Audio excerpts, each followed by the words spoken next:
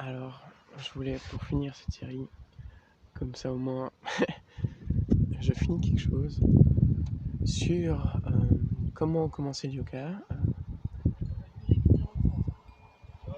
Je voulais tourner le 4e épisode sur la respiration et le pranayama, donc la maîtrise de l'énergie. Et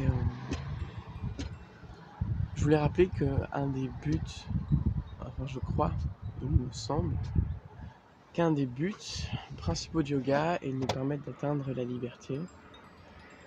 Ce qui veut dire la liberté d'être comme on le souhaite et de façonner sa vie comme on le désire, d'être libre, de se sentir en maîtrise de ses émotions, donc de sa santé, de sa vitalité. Et donc voilà vraiment le but, je le rappelle, du yoga. C'est pas d'atteindre un idéal religieux, devenir quelque chose de fixe, mais c'est de pouvoir s'exprimer soi-même et vivre ses propres idéaux, ou vivre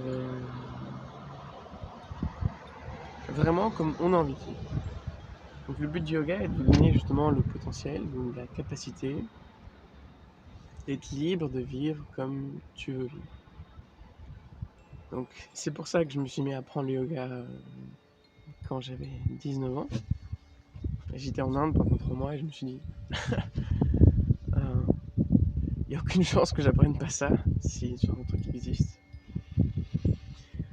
Donc billet d'avion pour l'Inde, je débarque, tout le monde me prend des selfies avec moi. Mon chauffeur de taxi n'a pas pu venir parce que il s'était pris un parpaing, enfin il s'était pris une brique, pas dans sa portière mais dans sa vitre avant, à cause d'une manifestation. Du coup j'ai dû attendre je sais pas combien de temps à la gare, le soir j'ai pu trouver un taxi. Et j'avais pas de plan. et j'ai rencontré une amie de ma grand-mère qui vivait dans un temple qui était devenu moinette et nonnette. Et donc j'ai médité, enfin j'ai vécu avec des moines bouddhistes pendant 1 mois et demi. Et l'initiation c'était, bref, vipassana, je m'enseignerai, c'était 10 jours dans le silence et l'immobilité. Enfin bref, c'était bien horrible. Tu t'attends à être illuminé, tu te rends compte que... ouais, c'est tout un chemin en fait. Et donc j'ai découvert le yoga ensuite. Et le yoga, plutôt que d'aller directement vers la méditation, ce que j'ai bien aimé, c'est qu'il se base beaucoup plus sur le corps, donc la pratique du corps et la maîtrise de la respiration. Donc la 4e étape dont je voulais vous parler, c'est le pranayama, et donc la respiration. C'est lui qui maîtrise son souffle, donc souffle. Et d'ailleurs, il y a un parallèle intéressant à faire, parce que dans le grec, le mot psyché, qui veut dire âme, en fait veut dire souffle aussi initialement. Et donc au yoga on dit que le souffle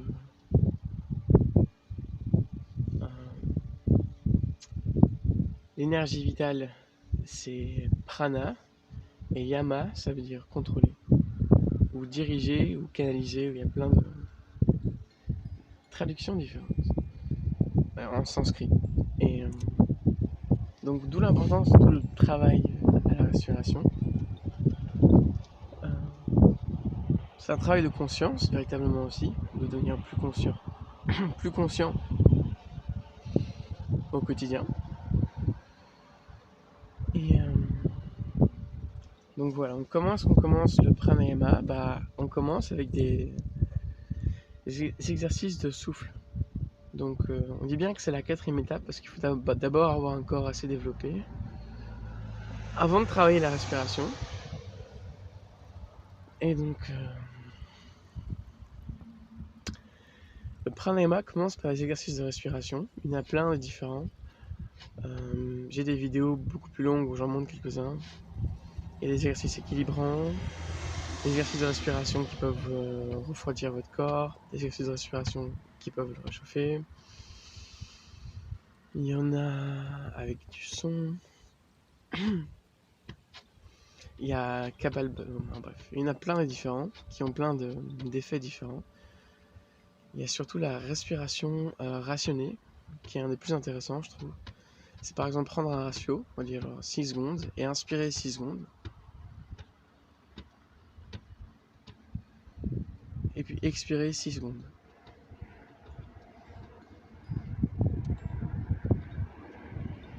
Inspirer 6 secondes.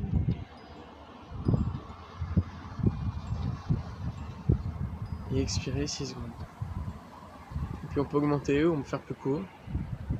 Et c'est un excellent exercice. Mais il y a aussi un autre exercice, c'est la respiration consciente. Donc, juste être conscient de ton souffle. Et on va dire, prends 11 ou alors 17 respiration consciente. Et